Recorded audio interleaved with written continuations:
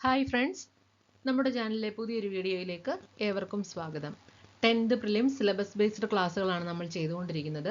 ഇന്ന് 29ാം ദിവസത്തെ ക്ലാസ് ആണ്. ഇന്നത്തെ ക്ലാസ്സിൽ നമ്മൾ ഡിസ്കസ് ചെയ്യുന്നത് ഇന്ത്യൻ ഭരണഘടന എന്ന ടോപ്പിക്കുമായി ബന്ധപ്പെട്ട് SCERT ചോദ്യങ്ങളാണ്. ഏറ്റവും പ്രധാനപ്പെട്ടതും പുതിയ SCERT സിലബസിൽ നിന്ന് വന്നിട്ടുള്ളതുമായ ചോദ്യങ്ങൾ ഇന്നത്തെ ക്ലാസ്സിൽ നമ്മൾ ഉൾപ്പെടുത്തിയിട്ടുണ്ട്. അപ്പം ഈ ക്ലാസ് ആദ്യമായിട്ട് കാണുന്ന കൂട്ടുകാരുണ്ടെങ്കിൽ ചാനൽ ഒന്ന് സബ്സ്ക്രൈബ് ചെയ്യുക. അതുപോലെ തന്നെ ക്ലാസ്സുകൾ ഇഷ്ടപ്പെട്ടാൽ ലൈക്ക് ചെയ്യുക, ഫ്രണ്ട്സിലേക്കൊക്കെ ഒന്ന് ഷെയർ ചെയ്തെത്തിക്കുക. അപ്പം നമുക്ക് ഇന്നത്തെ ക്ലാസ്സിലേക്ക് കടക്കാം. എല്ലാവർക്കും ക്ലാസ്സിലേക്ക് സ്വാഗതം. ഇന്ത്യൻ ഭരണഘടന എന്ന ടോപ്പിക്കുമായി ബന്ധപ്പെട്ട് ഏറ്റവും പ്രധാനപ്പെട്ട ചോദ്യങ്ങളാണ് നമ്മൾ നോക്കുന്നത്. അതിൽ ആദ്യത്തെ ചോദ്യം ഇതാണ്: നിയമത്തിനു മുന്നിൽ എല്ലാവർക്കും തുല്യത ഉറപ്പുവരുത്തുന്ന ഭരണഘടനാ അനുച്ഛേദം. നിയമത്തിനു മുന്നിൽ എല്ലാവർക്കും തുല്യത ഉറപ്പുവരുത്തുന്ന ഭരണഘടന അനുച്ഛേദം. ഉത്തരം ആർട്ടിക്കിൾ 14. ആർട്ടിക്കിൾ 14 ഉത്തരമായിട്ട് വരുന്നത്. നിയമത്തിനു മുന്നിൽ എല്ലാവർക്കും തുല്യത ഉറപ്പുവരുത്തുന്ന ഭരണഘടനാ അനുച്ഛേദം ആർട്ടിക്കിൾ 14. അടുത്ത ചോദ്യം: പഞ്ചായത്ത് രാജ് സംവിധാനത്തിന് ആ പേരു നൽകിയത് ആരാണ്? പഞ്ചായത്ത് രാജ് സംവിധാനത്തിന് ആ പേരു നൽകിയത് ആരാണ്? ഉത്തരം ജവഹർലാൽ നെഹ്റു. ഉത്തരം ജവഹർലാൽ നെഹ്റു. അടുത്ത ചോദ്യം: പാർലമെന്റിൽ അംഗമാകാത്ത ഒരാൾക്ക് പരമാവധി എത്ര കാലം പ്രധാനമന്ത്രി പദത്തിൽ തുടരാം? പാർലമെന്റിൽ അംഗമാകാത്ത ഒരാൾക്ക് പരമാവധി എത്ര കാലം പ്രധാനമന്ത്രി പദത്തിൽ തുടരാം? ഉത്തരം 6 മാസം. ഉത്തരം 6 മാസം. അടുത്തത് 4ാമത്തെ ചോദ്യമാണ്: പാർലമെന്റിന്റെ ഇരുസഭകളുടെയും സംയുക്ത സമ്മേളനത്തിൽ അധ്യക്ഷത വഹിക്കുന്നത് ആരാണ്? പാർലമെന്റിന്റെ ഇരുസഭകളുടെയും സംയുക്ത സമ്മേളനത്തിൽ അധ്യക്ഷത വഹിക്കുന്നത് ആരാണ്? ഉത്തരം ലോക്സഭാ സ്പീക്കർ. ഉത്തരം ലോക്സഭാ സ്പീക്കർ. 5ാമത്തെ ചോദ്യം: പാർലമെന്റിലെ ഏറ്റവും വലിയ കമ്മിറ്റിയായ എസ്റ്റിമേറ്റ് കമ്മിറ്റിയിലെ അംഗങ്ങൾ എത്ര? പാർലമെന്റിലെ ഏറ്റവും വലിയ കമ്മിറ്റിയായ എസ്റ്റിമേറ്റ് കമ്മിറ്റിയിലെ അംഗങ്ങൾ എത്ര? ഉത്തരം 30. ഉത്തരം 30. അടുത്തത് 6ാമത്തെ ചോദ്യമാണ്: ഭരണഘടന എന്ന ആശയം ഏതു രാജ്യത്തു നിന്നാണ് ഉരുത്തിരിഞ്ഞത്? ഭരണഘടന എന്ന ആശയം ഏതു രാജ്യത്തു നിന്നാണ് ഉരുത്തിരിഞ്ഞത്? ഉത്തരം ബ്രിട്ടൻ. 7ാമത്തെ ചോദ്യം: ഭരണഘടനാ പ്രകാരം ഇന്ത്യയിൽ യഥാർത്ഥ നിർവഹണാധികാരം നിക്ഷിപ്തമായിരിക്കുന്നത് ആരിലാണ്? ഭരണഘടനാ പ്രകാരം ഇന്ത്യയിൽ യഥാർത്ഥ നിർവഹണ അധികാരം നിക്ഷിപ്തമായിരിക്കുന്നത് ആരിലാണ്? ഉത്തരം ക്യാബിനറ്റിൽ. ഉത്തരം ക്യാബിനറ്റിൽ. അടുത്ത ചോദ്യം 8ാമത്തെ ചോദ്യമാണ്: ഭരണഘടനയുടെ 52ാം ഭേദഗതിയിലൂടെ രാഷ്ട്രീയക്കാരുടെ കൂറുമാറ്റത്തിനും അതുവഴി പാർട്ടികളുടെ പിളർപ്പിനും നിയന്ത്രണം കൊണ്ടുവന്ന ഇന്ത്യൻ പ്രധാനമന്ത്രി ആരാണ്? ഭരണഘടനയുടെ 52ാം ഭേദഗതിയിലൂടെ രാഷ്ട്രീയക്കാരുടെ കൂറുമാറ്റത്തിനും അതുവഴി പാർട്ടികളുടെ പിളർപ്പിനും നിയന്ത്രണം കൊണ്ടുവന്ന ഇന്ത്യൻ പ്രധാനമന്ത്രി? ഉത്തരം രാജീവ് ഗാന്ധി. ഉത്തരം രാജീവ് ഗാന്ധി. 9ാമത്തെ ചോദ്യം: ഭരണഘടനയുടെ എത്രാമത്തെ പട്ടികയിലാണ് പഞ്ചായത്ത് രാജിനെ ഉൾപ്പെടുത്തിയിരിക്കുന്നത്? ഭരണഘടനയുടെ എത്രാമത്തെ പട്ടികയിലാണ് പഞ്ചായത്ത് രാജിനെ ഉൾപ്പെടുത്തിയിരിക്കുന്നത്? ഉത്തരം 11. 10ാമത്തെ ചോദ്യം: പാർലമെന്റ് എന്നാൽ ലോക്സഭയും രാജ്യസഭയും ഡാഷും ചേർന്നതാണ്. ഒരു പാർലമെന്റ് എന്ന് പറയുന്നത് ആരൊക്കെ ചേർന്നതാണ്? ലോക്സഭ, രാജ്യസഭ, അതുപോലെ തന്നെ പ്രസിഡന്റ്. ഇത് 3 പേരും ചേർന്നതാണ് പാർലമെന്റ് എന്ന് പറയുന്നത്.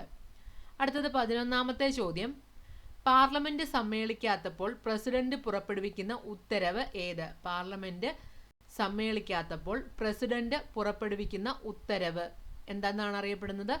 ഓർഡിനൻസ് എന്നാണ് അറിയപ്പെടുന്നത്. ഓർഡിനൻസ്. അടുത്തത് 12ാമത്തെ ചോദ്യമാണ്: ഭരണഘടനയുടെ ഭേദഗതിയിലൂടെ കൂട്ടിച്ചേർത്ത പട്ടിക. ഭരണഘടനയുടെ 9ാം പട്ടിക കൂട്ടിച്ചേർത്തത് ഭരണഘടനാ ഭേദഗതിയിലൂടെയാണ്. അടുത്തത് ഭരണഘടനയുടെ താക്കോൽ എന്നറിയപ്പെടുന്നത് ഏതാണ്? ആമുഖമാണ് ഭരണഘടനയുടെ താക്കോൽ എന്ന് അറിയപ്പെടുന്നത്. അടുത്തത് 14ാമത്തെ ചോദ്യം: മതിയായ പ്രാതിനിധ്യം ഉറപ്പാക്കാൻ നിയമസഭയിലേക്ക് ആംഗ്ലോ ഇന്ത്യൻ അംഗങ്ങളെ നാമനിർദ്ദേശം ചെയ്യാൻ ആർക്കാണ് അധികാരം? മതിയായ പ്രാതിനിധ്യം ഉറപ്പാക്കാൻ നിയമസഭയിലേക്ക് ആംഗ്ലോ ഇന്ത്യൻ അംഗങ്ങളെ നാമനിർദ്ദേശം ചെയ്യാൻ ആർക്കാണ് അധികാരം? ഉത്തരം ഗവർണർ. അടുത്തത് 15ാമത്തെ ചോദ്യം. ആൻഡമാൻ നിക്കോബാർ ദ്വീപസമൂഹത്തിന്റെ ഭരണത്തലവൻ ലഫ്റ്റനന്റ് ഗവർണർ. ആസൂത്രണ കമ്മിറ്റിക്ക് എത്ര സഭകളുണ്ട്? ഉത്തരം 2. പബ്ലിക് അക്കൗണ്ട്സ് കമ്മിറ്റിയുടെ ചെയർമാനായി സാധാരണ നിയമിതനാകുന്നത് ആരാണ്? പബ്ലിക് അക്കൗണ്ട്സ് കമ്മിറ്റിയുടെ ചെയർമാനായി സാധാരണയായി നിയമിതനാകുന്നത് ആരാണ്? ഉത്തരം പ്രതിപക്ഷ നേതാവ്. ഉത്തരം പ്രതിപക്ഷ നേതാവ്. 18ാമത്തെ ചോദ്യം. പാർലമെന്റ് നടപടിക്രമങ്ങളിൽ ശൂന്യവേള എന്ന സമ്പ്രദായം ഇന്ത്യയിൽ ആരംഭിച്ച വർഷം? 1962. പാർലമെന്റ് നടപടിക്രമങ്ങളിൽ ശൂന്യവേള എന്ന സമ്പ്രദായം ഇന്ത്യയിൽ ആരംഭിച്ച വർഷം 1962. ഭരണഘടന ഉറപ്പു നൽകുന്ന മൗലിക അവകാശങ്ങൾ 6 എണ്ണമാണ്. ഭരണഘടന ഉറപ്പു നൽകുന്ന മൗലിക അവകാശങ്ങൾ 6 എണ്ണം. 20ാമത്തെ ചോദ്യം. ഇന്ത്യൻ യൂണിയന്റെ എക്സിക്യൂട്ടീവ് തലവൻ ആരാണ്? ഇന്ത്യൻ യൂണിയന്റെ എക്സിക്യൂട്ടീവ് തലവൻ പ്രസിഡന്റ് ആണ്. ഇന്ത്യൻ യൂണിയന്റെ എക്സിക്യൂട്ടീവ് തലവൻ പ്രസിഡന്റ്. 21ാമത്തെ ചോദ്യം. ഭരണഘടനയുടെ ഏത് അനുച്ഛേദ പ്രകാരമാണ് രാഷ്ട്രപതി ഓർഡിനൻസുകൾ പുറപ്പെടുവിക്കുന്നത്? 123ാം അനുച്ഛേദ പ്രകാരമാണ് രാഷ്ട്രപതി ഓർഡിനൻസ് പുറപ്പെടുവിക്കുന്നത്. 22ാമത്തെ ചോദ്യം. ഭരണഘടനയുടെ ഏത് അനുച്ഛേദ പ്രകാരമാണ് പാർലമെന്റിന്റെ ഇരുസഭകളും സംയുക്ത സമ്മേളനം വിളിക്കുന്നത്? ഭരണഘടനയുടെ 108ാം അനുച്ഛേദ പ്രകാരമാണ് പാർലമെന്റിന്റെ ഇരുസഭകളും സംയുക്ത സമ്മേളനം വിളിക്കുന്നത്. 23ാമത്തെ ചോദ്യം. ഭരണഘടനാ നിർമ്മാണ സഭ ഇന്ത്യൻ ഭരണഘടന അംഗീകരിച്ച തീയതി? ഉത്തരം 1949 നവംബർ 26. ഭരണഘടനാ നിർമ്മാണ സഭ ഇന്ത്യൻ ഭരണഘടന അംഗീകരിച്ച തീയതി 1949 നവംബർ 26. അടുത്തത് 24ാമത്തെ ചോദ്യമാണ്. പഞ്ചായത്തുകളുടെ രൂപവൽക്കരണം പ്രതിപാദിക്കുന്ന ഭരണഘടനാ അനുച്ഛേദം? ആർട്ടിക്കിൾ 40. ഗ്രാമപഞ്ചായത്തുകളുടെ രൂപവൽക്കരണം പ്രതിപാദിക്കുന്ന ഭരണഘടനാ അനുച്ഛേദം ആർട്ടിക്കിൾ 40. 25ാമത്തെ ചോദ്യം. 60ൽ കുറവ് അംഗസംഖ്യയുള്ള നിയമസഭാ സംസ്ഥാനങ്ങൾ? ഉത്തരം സിക്കിം, ഗോവ, മിസോറാം. 26ാമത്തെ ചോദ്യം. അധികാരസ്ഥാനത്തെ കൊണ്ട് ഒരു പൊതു കർത്തവ്യം നടപ്പിലാക്കാൻ പുറപ്പെടുവിക്കുന്ന കൽപ്പന? ഉത്തരം മാൻഡമസ്. അധികാരസ്ഥാനത്തെ കൊണ്ട് ഒരു പൊതു കർത്തവ്യം നടപ്പിലാക്കാൻ പുറപ്പെടുവിക്കുന്ന കൽപ്പന? ഉത്തരം മാൻഡമസ്. 27ാമത്തെ ചോദ്യം. ആസൂത്രണ കമ്മീഷന്റെ ആദ്യ ഉപാധ്യക്ഷൻ? ഗുൽസാരിലാൽ നന്ദ. ആസൂത്രണ കമ്മീഷന്റെ ആദ്യ ഉപാധ്യക്ഷൻ ഗുൽസാരിലാൽ നന്ദ. അടുത്തത്. UPSC സ്ഥാപിതമായ വർഷം? 1950. UPSC സ്ഥാപിതമായ വർഷം 1950. UPSC ചെയർമാനെ നിയമിക്കുന്നത് ആരാണ്? പ്രസിഡന്റ്. UPSC ചെയർമാനെ നിയമിക്കുന്നത് ആരാണ്? പ്രസിഡന്റ് ആണ്. 30ാമത്തെ ചോദ്യം. ഇന്ത്യൻ ഭരണഘടന നിലവിൽ വരുമ്പോൾ ഉണ്ടായിരുന്ന ഭരണഘടനാ ഷെഡ്യൂളുകളുടെ എണ്ണം? 8 എണ്ണം. ഇന്ത്യൻ ഭരണഘടന നിലവിൽ വരുമ്പോൾ ഉണ്ടായിരുന്ന ഭരണഘടനാ ഷെഡ്യൂളുകളുടെ എണ്ണം 8 എണ്ണം. 31ാമത്തെ ചോദ്യം. ഇന്ത്യൻ ഭരണഘടന നിലവിൽ വന്ന തീയതി?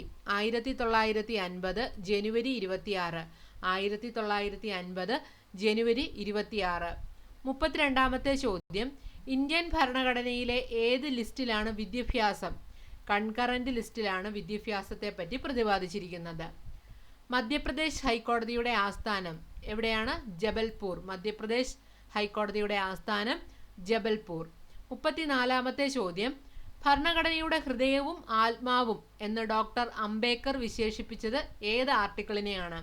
ആർട്ടിക്കിൾ 32നെയാണ് ഭരണഘടനയുടെ ഹൃദയവും ആത്മാവും എന്ന് ഡോക്ടർ അംബേദ്കർ വിശേഷിപ്പിച്ചത്. ഇന്ത്യൻ പാർലമെന്റിന്റെ ഉപരിസഭ എന്നറിയപ്പെടുന്നത് ഏതാണ്? രാജ്യസഭയാണ്. ഇന്ത്യൻ പാർലമെന്റിന്റെ ഉപരിസഭ എന്നറിയപ്പെടുന്ന ഏതാണ്? രാജ്യസഭയാണ്. അടുത്തത് 36ാമത്തെ ചോദ്യം. പാർലമെന്റിന്റെ ഇരുസഭകളുടെയും സംയുക്ത സമ്മേളനം വിളിച്ചു ചേർക്കുന്നത് ആരാണ്? ഉത്തരം രാഷ്ട്രപതി. പാർലമെന്റിന്റെ ഇരുസഭകളുടെയും സംയുക്ത സമ്മേളനം വിളിച്ചു ചേർക്കുന്നത് ആരാണ്? രാഷ്ട്രപതി. 37ാമത്തെ ചോദ്യം. പാർലമെന്റ് മന്ദിരം രൂപകൽപ്പന ചെയ്തത് ആരാണ്? ഉത്തരം ഹെർബർട്ട് ബേക്കർ. ഹെർബർട്ട് ബേക്കർ ആണ് പാർലമെന്റ് മന്ദിരം രൂപകൽപ്പന ചെയ്തത്. 38ാമത്തെ ചോദ്യം. ഫിനാൻസ് കമ്മീഷൻ ചെയർമാനെ നിയമിക്കുന്നത് ആരാണ്? പ്രസിഡന്റ്. ഫിനാൻസ് കമ്മീഷൻ ചെയർമാനെ നിയമിക്കുന്നത് ആരാണ്? പ്രസിഡന്റ്. 39ാമത്തെ ചോദ്യം. ഭരണഘടനാ പ്രകാരം ഇന്ത്യയിൽ നിർവഹണാധികാരം ആരിൽ നിക്ഷിപ്തമായിരിക്കുന്നു? പ്രസിഡന്റിൽ. ഉത്തരം പ്രസിഡന്റിൽ. അടുത്തത് 40ാമത്തെ ചോദ്യമാണ്. ഭരണഘടനയിലെ മൗലിക കർത്തവ്യങ്ങൾ. 11 എണ്ണമാണ് മൗലിക കർത്തവ്യങ്ങൾ ഭരണഘടനയിലുള്ളത്. 41ാമത്തെ ചോദ്യം. ഭരണഘടനയുടെ 73ാം ഭേദഗതി പ്രകാരം എത്രാമത്തെ ഭാഗത്താണ് ഉൾപ്പെടുത്തിയിരിക്കുന്നത്? 11ാമത്തെ ഭാഗത്താണ് ഉൾപ്പെടുത്തിയിരിക്കുന്നത്. അടുത്തത് 42ാമത്തെ ചോദ്യം. ഭരണഘടനയുടെ ഏത് വകുപ്പ് അനുസരിച്ചാണ് കേന്ദ്ര സർക്കാരിന്റെ നിർവഹണാധികാരം രാഷ്ട്രപതിയിൽ നിക്ഷിപ്തമായിരിക്കുന്നത്? ഭരണഘടനയുടെ ഏത് വകുപ്പ് അനുസരിച്ചാണ് കേന്ദ്ര സർക്കാരിന്റെ നിർവഹണാധികാരം രാഷ്ട്രപതിയിൽ നിക്ഷിപ്തമായിരിക്കുന്നത്? ഉത്തരം 53ാം വകുപ്പ്. 43ാമത്തെ ചോദ്യം. മൗലിക അവകാശങ്ങൾ നടപ്പാക്കാൻ സുപ്രീം കോടതി എന്താണ് പുറപ്പെടുവിക്കുന്നത്? മൗലിക അവകാശങ്ങൾ നടപ്പിലാക്കാൻ സുപ്രീം കോടതി എന്താണ് പുറപ്പെടുവിക്കുന്നത്? ഉത്തരം റിട്ട്. ഉത്തരം റിട്ട്. 44ാമത്തെ ചോദ്യം. അറ്റോർണി ജനറലിനെ കുറിച്ച് പ്രതിപാദിക്കുന്ന ഭരണഘടനാ അനുച്ഛേദം. ആർട്ടിക്കിൾ 76. അറ്റോർണി ജനറലിനെ കുറിച്ച് പ്രതിപാദിക്കുന്ന ഭരണഘടന അനുച്ഛേദം ഏതാണ്? ആർട്ടിക്കിൾ 76. 45ാമത്തെ ചോദ്യം. മൗലിക കടമകളെ ഭരണഘടനയുടെ ഭാഗമാക്കിയത് എത്രാമത്തെ ഭേദഗതിയിലൂടെയാണ്? 42ാമത്തെ ഭേദഗതിയിലൂടെയാണ് മൗലിക കടമകളെ ഭരണഘടനയുടെ ഭാഗമാക്കിയത്. 46ാമത്തെ ചോദ്യം. അഡ്വക്കേറ്റ് ജനറലിനെ നിയമിക്കുന്നത് ആരാണ്? ഗവർണർ. അഡ്വക്കേറ്റ് ജനറലിനെ നിയമിക്കുന്നത് ആരാണ്? ഗവർണർ. 47ാമത്തെ ചോദ്യം. മണി ബിൽ നിയമസഭയിൽ അവതരിപ്പിക്കാൻ അനുമതി നൽകുന്നത് ആരാണ്? മണി ബിൽ നിയമസഭയിൽ അവതരിപ്പിക്കാൻ അനുമതി നൽകുന്നത് ആരാണ്? ഗവർണറാണ്. ഗവർണറിന്റെ അനുമതിയോടുകൂടിയാണ് മണി ബില്ല് നിയമസഭയിൽ അവതരിപ്പിക്കുന്നത്. 48ാമത്തെ ചോദ്യം. ഇന്ത്യൻ ഭരണഘടനാ വകുപ്പ് പ്രകാരം സംസാര സ്വാതന്ത്ര്യം അനുവദിച്ചിരിക്കുന്ന വകുപ്പ്. വകുപ്പ് 19. 49ാമത്തെ ചോദ്യം. ഭരണഘടന പ്രകാരം ഗവർണറുടെ അഭാവത്തിൽ ചുമതലകൾ നിർവഹിക്കുന്നത് ആരാണ്? സുപ്രീം കോടതി ചീഫ് ജസ്റ്റിസ്. ഭരണഘടനാ പ്രകാരം ഗവർണറുടെ അഭാവത്തിൽ ചുമതലകൾ നിർവഹിക്കുന്നത് ആരാണ്? ഹൈക്കോടതി ചീഫ് ജസ്റ്റിസ്. 50ാമത്തെ ചോദ്യം. പാർലമെന്റുകളുടെ മാതാവ് എന്നറിയപ്പെടുന്നത് ആര്? ബ്രിട്ടൻ. പാർലമെന്റുകളുടെ മാതാവ് എന്നറിയപ്പെടുന്നത് എന്താണ്? ബ്രിട്ടൻ ആണ്. മണി ബില്ലിനെ കുറിച്ച് പ്രതിപാദിക്കുന്ന ആർട്ടിക്കിൾ. ആർട്ടിക്കിൾ 110 മണി ബില്ലിനെ കുറിച്ച് പ്രതിപാദിക്കുന്നത്. മണി ബില്ലിനെ കുറിച്ച് പ്രതിപാദിക്കുന്ന ആർട്ടിക്കിൾ എത്രയാണ്? ആർട്ടിക്കിൾ 110. അടുത്ത 52ാമത്തെ ചോദ്യം. നിയമവിരുദ്ധമായ നടപടികൾ കണ്ടാൽ സ്വയം കേസെടുക്കാൻ മജിസ്ട്രേറ്റിന് അധികാരം നൽകുന്ന വകുപ്പ്. Suo motu. നിയമവിരുദ്ധമായ നടപടികൾ കണ്ടാൽ സ്വയം കേസെടുക്കാൻ മജിസ്ട്രേറ്റിന് അധികാരം നൽകുന്ന വകുപ്പ് ഏതാണ്? സുവോ മോട്ടോ. 53ാമത്തെ ചോദ്യം. നിയമസഭ പാസാക്കിയ ബില്ലുകൾ രാഷ്ട്രപതിയുടെ അനുമതിക്കായി സമർപ്പിക്കുന്നത് ആരാണ്? ഗവർണറാണ്. ഉത്തരം ഗവർണർ. അടുത്തത് 54ാമത്തെ ചോദ്യം. പബ്ലിക് അക്കൗണ്ട്സ് കമ്മിറ്റി ചെയർമാനെ നിയമിക്കുന്നത് ആരാണ്? സ്പീക്കർ. പബ്ലിക് അക്കൗണ്ട്സ് കമ്മിറ്റി ചെയർമാനെ നിയമിക്കുന്ന ആരാണ്? സ്പീക്കറാണ്. 55ാമത്തെ ചോദ്യം. 14ാമത്തെ ഭരണഘടനാ ഭേദഗതിയിലൂടെ ഇന്ത്യൻ യൂണിയനോട് കൂട്ടിച്ചേർക്കപ്പെട്ട പ്രദേശം. പുതുച്ചേരി. 14ാമത്തെ ഭരണഘടനാ ഭേദഗതിയിലൂടെ ഇന്ത്യൻ യൂണിയനോട് കൂട്ടിച്ചേർക്കപ്പെട്ട ഭാഗം ഏതാണ്? പുതുച്ചേരി. അടുത്തത് 56ാമത്തെ ചോദ്യം. പശ്ചിമ ബംഗാളിലെ ഗവൺമെന്റ് സെക്രട്ടേറിയറ്റ് മന്ദിരത്തിന്റെ പേര്. പശ്ചിമ ബംഗാളിലെ ഗവൺമെന്റ് സെക്രട്ടേറിയറ്റിന്റെ പേര്. ഉത്തരം റൈറ്റേഴ്സ് ബിൽഡിംഗ്. ഉത്തരം റൈറ്റേഴ്സ് ബിൽഡിംഗ്. 57ാമത്തെ ചോദ്യം. ഭരണഘടനയുടെ മനസാക്ഷി എന്നറിയപ്പെടുന്നത്. ആർട്ടിക്കിൾ 19. ഭരണഘടനയുടെ മനസാക്ഷി എന്നറിയപ്പെടുന്ന ആർട്ടിക്കിൾ ഏതാണ്? ആർട്ടിക്കിൾ 19. 58ാമത്തെ ചോദ്യം. ഭരണഘടനയുടെ എത്രാമത്തെ ഭേദഗതിയിലൂടെയാണ് ഭാഷാ അടിസ്ഥാനത്തിനുള്ള പുനഃസംഘടന നടന്നത്? ഭരണഘടനയുടെ എത്രാമത്തെ ഭേദഗതിയിലൂടെയാണ് ഭാഷാ അടിസ്ഥാനത്തിലുള്ള പുനഃസംഘടന നടന്നത്? ഉത്തരം 7. ഉത്തരം 7. 59ാമത്തെ ചോദ്യം. ഭരണഘടനാ നിർമ്മാണ സഭയിലെ ഏറ്റവും പ്രായം കൂടിയ അംഗം. സച്ചിദാനന്ദ സിൻഹ. ഭരണഘടനാ നിർമ്മാണ സഭയിലെ ഏറ്റവും പ്രായം കൂടിയ അംഗം സച്ചിദാനന്ദ സിൻഹ. ഇനി ഇന്നത്തെ ക്ലാസ്സിലെ 60ാമത്തെ ചോദ്യം ഇതാണ്. ഭരണഘടനാ നിർമ്മാണ സഭയുടെ അധ്യക്ഷൻ ഉത്തരം രാജേന്ദ്ര പ്രസാദ്. ഭരണഘടനാ നിർമ്മാണ സഭയുടെ അധ്യക്ഷൻ രാജേന്ദ്ര പ്രസാദ്. അടുത്തത് പ്രസിഡന്റും ക്യാബിനറ്റും തമ്മിലുള്ള കണ്ണി എന്നറിയപ്പെടുന്ന ഏതാണ്? പ്രസിഡന്റും ക്യാബിനറ്റും തമ്മിലുള്ള കണ്ണി എന്നറിയപ്പെടുന്നത് പ്രധാനമന്ത്രിയാണ്. അടുത്തത് 62ാമത്തെ ചോദ്യം. ഇന്ത്യൻ പാർലമെന്റിന്റെ അധോസഭ എന്നറിയപ്പെടുന്നത് ഏതാണ്? ലോക്സഭയാണ്. ഇന്ത്യൻ പാർലമെന്റിന്റെ അധോസഭ എന്നറിയപ്പെടുന്നത് ലോക്സഭ. അടുത്ത ചോദ്യം. നിയമസഭ പിരിച്ചുവിടാൻ ആർക്കാണ് അധികാരമുള്ളത്? ഗവർണർ. നിയമസഭ പിരിച്ചുവിടാൻ ആർക്കാണ് അധികാരമുള്ളത്? ഗവർണർ. 64ാമത്തെ ചോദ്യം. ഭരണഘടനയുടെ എത്രാമത്തെ ഭേദഗതിയിലൂടെയാണ് സോഷ്യലിസ്റ്റ്, സർക്കുലർ എന്നീ പദങ്ങൾ കൂട്ടിച്ചേർത്തത്? ഭരണഘടനയുടെ എത്രാമത്തെ ഭേദഗതിയിലൂടെയാണ് സോഷ്യലിസ്റ്റ്, സർക്കുലർ എന്നീ പദങ്ങൾ കൂട്ടിച്ചേർത്തത്? ഉത്തരം 62. 42ാമത്തെ ഭേദഗതിയിലൂടെയാണ് സോഷ്യലിസ്റ്റ്, സർക്കുലർ എന്നീ പദങ്ങൾ കൂട്ടിച്ചേർത്തത്. അടുത്ത 65ാമത്തെ ചോദ്യമാണ്. ഭരണഘടനയുടെ ഏത് ഭേദഗതിയിലൂടെയാണ് സ്ത്രീകൾക്ക് 33% സംവരണം പ്രാദേശിക സ്വയംഭരണ സ്ഥാപനങ്ങളിൽ ഏർപ്പെടുത്തിയത്?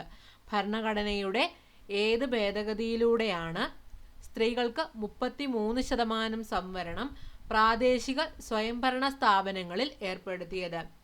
73, 74 ഭേദഗതിയിലൂടെയാണ് സ്ത്രീകൾക്ക് 33% സംവരണം പ്രാദേശിക സ്വയംഭരണ സ്ഥാപനങ്ങളിൽ ഏർപ്പെടുത്തിയത്. അപ്പോൾ ഇന്നത്തെ ക്ലാസ്സിൽ നമ്മൾ ഈ 65 ചോദ്യങ്ങളാണ് പഠിക്കുന്നത്.